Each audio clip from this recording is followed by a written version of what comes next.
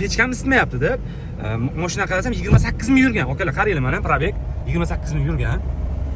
Men shubha qildim, aka, yangi mashina bu pechkadan bo'lmasa kerak, qanaqadir mexanizmlardan tekshirib ko'ring desam, yo'q aka, meni elektriklar jo'natishdi, o'sha yerga olib pechkangizni tozalatar ekansiz. Xo'p, men tozalab beraman dedim. Oldindan o'tib qo'ydim, aka, undan pechkadan bo'lmasligi mumkin. Chunki shubha qildim, 28 ming yurgan mashina pechkasi ishlamayapti.